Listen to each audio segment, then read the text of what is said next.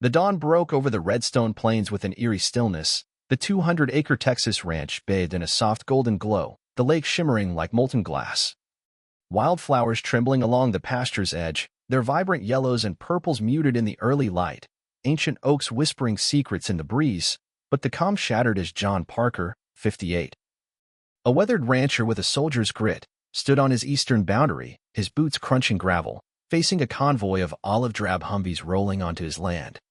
Their engines rumbling like distant thunder, U.S. Army Corps of Engineers patches glinting on khaki uniforms, a tall gray-haired man stepping forward. "Mr. Parker, I'm Colonel James Harrington. We need to speak about your oak tree." John's grip tightening on his grandfather's double-barreled shotgun, his voice steady. "This is my land. Colonel, nobody touches that tree without my say." The air thick with tension, the lake's calm a stark contrast to the storm brewing, the wildflowers trembling, their roots deep in the Texas soil. The ancient oak, known as the Redstone Oak, stood at the heart of John's ranch, its massive canopy spanning 160 feet, its gnarled branches reaching skyward like a sentinel. Local historians estimating it at 600 years old, one of the oldest white oaks in Texas, its trunk over 8 feet in diameter, a landmark visible for miles. A sacred fixture for the Parker family since John's great-great-grandfather, Caleb Parker, rested beneath it after the Civil War, vowing its protection, each generation honoring that promise. John himself carving his initials alongside his late wife Clara's under its shade, a spiritual anchor after her passing 5 years ago. "Clara loved this tree. She made me swear to keep it safe." John had told his niece Sarah Bennett the day before, as they watched Ethan, 14, sketch its branches, Tessa giggling nearby with her dog Dakota. "It's like a guardian, Uncle John," Ethan had said. The lake glowing silver in the twilight, the wildflowers enduring, their roots deep in the Texas soil. The trouble began a week earlier when Grayson's men, under the guise of a development company called Silver Plains Estates, encroached on Redstone's eastern boundary, their bulldozers idling near the oak. Claiming the tree's roots threatened planned water lines, John confronting them, "You're not touching this tree. I'll die before I let you." The standoff lasting hours. John photographing their equipment, the project manager sneering, "We'll be back with permits." Parker, "Progress doesn't wait." But that night, John camped by the oak, his truck parked on the boundary. Headlights illuminating no trespassing signs, determined to protect his family's legacy. Unaware that forces far beyond local developers were about to descend, the wildflowers trembling in the breeze. The plains stretching wide and unbroken, their roots deep in the Texas soil. Colonel Harrington's team revealed a shocking truth. The Redstone Oak was part of Project Verdant, a classified program investigating ancient trees tied to underground energy-producing crystalline formations. A seismic anomaly detected at 2:30 a.m. that morning, originating beneath the oak. Matching classified energy signatures, Dr. Elenina Chun, a scientific advisor, explaining, "This isn't geological, Mr. Parker. The energy matches phenomena of national security interest." John frowning, "My oak tree's a security threat." Harrington replying, "It's been on our radar since 1958, when your grandfather Samuel Parker was recruited after a similar surge." John reeling, remembering Samuel's cryptic stories of a special assignment during World War II, the lake in the distance glowing gold, the wildflowers enduring, their roots deep in the Texas soil. The oak's roots, Harrington explained, interfaced with a crystalline node in an ancient chamber 40 feet below, a symbiotic system regulating energy that stabilized the environment. Part of a network predating European settlement, possibly built between 500 and 800 CE, Dr. Chen adding, "The tree moderates extremes, droughts, floods. Your ranch's fertility isn't luck. It's the system." John recalling Samuel's journals, noting how crops near the oak thrived even in drought years, a spring near the tree never running dry. "My family's been drinking that water for generations," John said, Chun reassuring. "It's likely beneficial. Verdant sites show health anomalies, like longevity." John thinking of Redstone's many centenarians, the wildflowers trembling in the breeze, the plains stretching wide and unbroken, their roots deep in the Texas soil.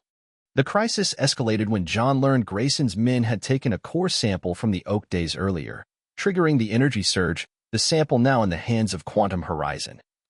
A company with defense ties, working with Silver Plains to exploit the technology. Chin warning, separated from the energy field, the sample's crystals degrade, releasing energy unpredictably like a small nuclear reactor losing containment. John's blood running cold. Grayson knew what he was after, the team deploying ground-penetrating radar, revealing the chamber beneath the oak, its geometric precision unnatural, roots intertwined with a glowing crystalline node, the lake's gentle rhythm a beacon of hope, the wildflowers enduring, their roots deep in the Texas soil. John retrieved Samuel's journals from the ranch house, their leather-bound pages spanning generations, revealing coded observations. Samuel noting unusual night sky clarity above the oak during solstices, soil fertility patterns, small symbols matching a hidden parchment John found behind a family map. Chin examining it. This maps the underground formation. Your great-great-grandfather Caleb sought this land deliberately. John piecing together his family's role. We've been guardians all along, Chin nodding. The Grand Army of the Republic positioned veterans like Caleb at verdant sites after the Civil War to protect them from industrialization, the wildflowers trembling in the breeze. The plains stretching wide and unbroken, their roots deep in the Texas soil. The situation grew dire as energy fluctuations spiked, threatening an electromagnetic pulse or geological instability. Shun referencing the 1811 New Madrid earthquakes. A verdant site failure caused that. We can't let it happen here.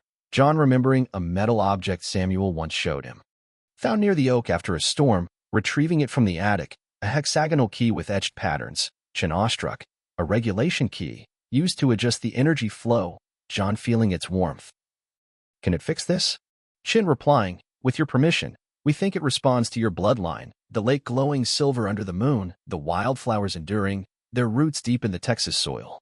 As alarms blared, energy levels nearing critical, John knelt by the oak's exposed roots, the key vibrating in his hand, a hexagonal opening in the crystalline node pulsing with blue and amber light. Shun guiding. Align it with the pulses, rotate in sequence. John acting on instinct, the key resonating with the system, a deep tone connecting him, the oak, and the ancient technology. Emerald light surging through the roots, the canopy shimmering, energy stabilizing, a technician calling, levels returning to baseline. John withdrawing the key. New markings etched into its surface, a profound connection to the oak settling in his bones, the wildflowers trembling in the breeze, the plains stretching wide and unbroken. Their roots deep in the Texas soil. Harrington's team recovered the core sample that night, using intel from a Silver Plains insider, Catherine Bennett, who revealed Grayson's broader scheme to target verdant sites across the region. Quantum Horizons executives detained, Grayson's plans thwarted, but John knew the threat wasn't over. Frank Hensley gruff at the command tent. Grayson's still out there. Phase 4's moving. Matt adding. More ranches are targeted. Tom reporting. Ridge has 12 riders ready. John firm. We'll protect Redstone together. Michelle Barnett joining him. You did it. John Clara would be proud. Tessa with Dakota. The oak's safe. Ethan sketching the scene. It's magic. The lake glowing gold. The wildflowers enduring. Their roots deep in the Texas soil. By evening, the military presence withdrew, leaving a small monitoring team. The regulation key entrusted to John. A symbol of his guardianship, Project Verdant promising support without interference. John sitting on his porch, the oak silhouetted against the stars. Reflecting on his family's legacy, Caleb's vow after the Civil War, Samuel's vigilance during the Cold War, now his own stand against modern threats, a guardian in a lineage stretching back centuries. The ancient oak a living partner in a system stabilizing the land, its roots intertwined with crystalline mysteries, its branches reaching for the stars. John whispering, we'll keep standing, Clara. The wildflowers trembling in the breeze, the plains stretching wide and unbroken, their roots deep in the Texas soil.